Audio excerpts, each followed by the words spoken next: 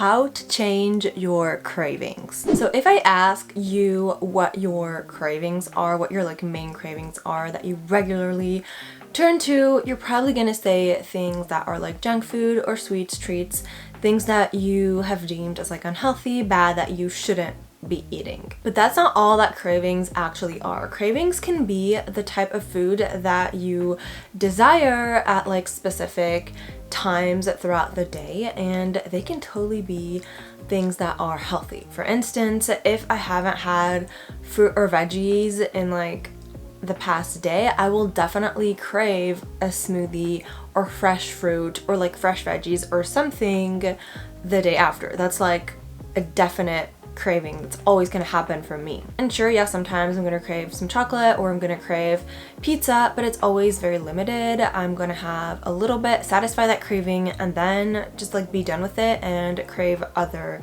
things as well. This is what happens when you eat a wide variety of foods, when you don't have any off-limit foods, when you eat in a balanced way, and when you actually listen to your cravings. And in this video, I'm gonna teach you how you can change your cravings to be healthier as well. Number one, you really need to work on understanding your craving, because cravings are very complex and can stem from a multitude of factors, ranging from like physical factors like nutrient deficiencies and lack of satisfaction with what you're eating, and also emotional factors like boredom or like sadness or tiredness or anger or whatever. You need to realize that cravings are totally normal and not feel any guilt for having them, just working on trying to figure out what the bigger cause of them is, because a lot of the times your cravings are just going to be a symptom for something else. And I actually have an example with that, where I used to always crave whenever I came home from like classes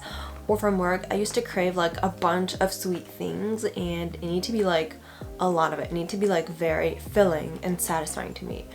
And I actually realized that this came from like a multitude of factors that weren't actually in link with the cravings. It was that, number one, I wasn't having a like satisfying, filling breakfast. I was just having like one or two biscuits on the go with a coffee, and that's it.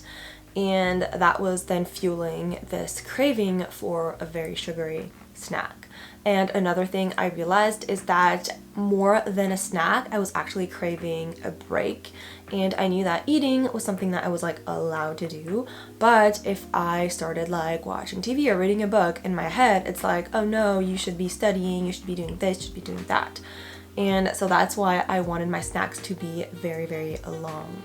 So once I realized that, I started, number one, actually having like bigger, filling, more satisfying, and more balanced breakfasts. And number two, I started allowing myself to have actual breaks in between my classes and like whatever else I had to do. And during these breaks, I had a snack that was balanced and that wasn't like too big, too small, and it was actually really satisfying, and I stopped craving all these sweets. Number two, you need to eat balanced and filling meals. The more filling and satisfying foods you have, the fewer cravings you will get. If you are eating just like salad or like veggies, like steamed veggies, and like chicken with like no seasoning, if you're doing that every single day, then of course you are going to be craving junk food or treats or things like that. But if you're actually having balanced meals, so with whole grains and with plenty of fruit and veggies and protein, and also satisfying parts to it, like you can't just eat something because it's healthy, it also has to be satisfying to you. If you're doing all that, then your cravings are going to diminish drastically, because obviously it's much easier to crave things like fruit and a big glass of water when you are already satisfied and like happy with the meals that you are eating. But when you're not, then of course you're going to crave these. Just a little reminder that you can find all of the services I offer on my website, and that's going to be the first link in the description. You can check out things that are paid, like my nutrition coaching sessions or my courses, but there's also a ton of free material, from webinars to ebooks to checklists to challenges, so make sure to check that out. You also really need to focus on what you can add to your cravings instead of being focused on like taking away those cravings. So let's say you crave cookies and soda as like a pre-dinner snack. instead of completely removing that snack and replacing it by like a fruit salad, maybe you can try having like half the amount of cookies you usually have and have like a little bit of fruit on the side, or like some nuts, or just something a little bit more filling with like a little bit more nutrients. And then instead of having like 2 glasses of soda or like an entire bottle of soda, maybe you can have like 1 glass and then have a glass of water as well. Do things like that and just focus on all of the foods that you can add and that you get to add to your meal, all of the fun, healthy foods that you actually like that we talked about before. And if you focus on that, then naturally you're going to kind of drive out the foods that are less healthy. Figure out what you actually like. I feel like a big problem with people trying to eat healthy and like managing their cravings is they are going to find alternatives that are like healthy alternatives but that they don't actually like.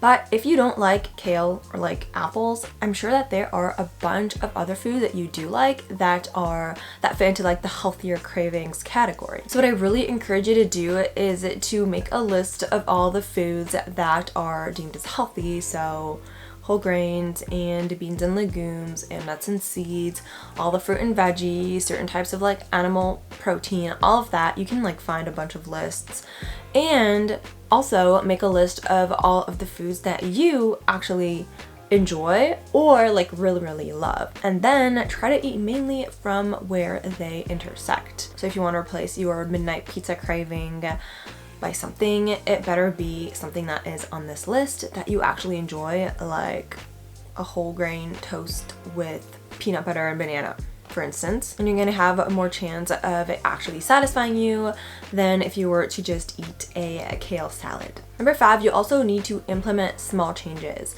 and you need to do things little by little, because if you drastically cut out all of your cravings, like all the snacks you crave, all the foods you crave, all of that, it's not gonna work. You're not magically gonna go from craving ice cream sundae to apples, but you can try to have 1 scoop of ice cream instead of 3. Then switch out the chocolate syrup drizzle on top of the ice cream for fruit toppings, and then switch out the ice cream scoop for frozen yogurt, and on and on. And of course, please remember to have the ice cream sundae once in a while.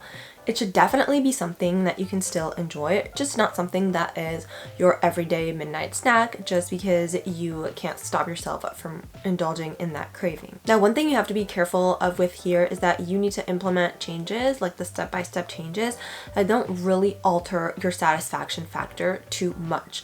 So for instance, in my previous example, if you hate frozen yogurt, then of course don't switch out the ice cream for frozen yogurt, find something else. And an example that I use on myself is that, for instance, I really love eating like macaroni and cheese, so like white refined pasta with like a bunch of butter and cheese. And sometimes I do that, but other times I still want to get the satisfaction of this type of food, but I want to make it a little bit more balanced. So I'm gonna have like whole wheat pasta with a little bit of cheese, olive oil, and like zucchini and tomato sauce, for instance. That's something I do a lot.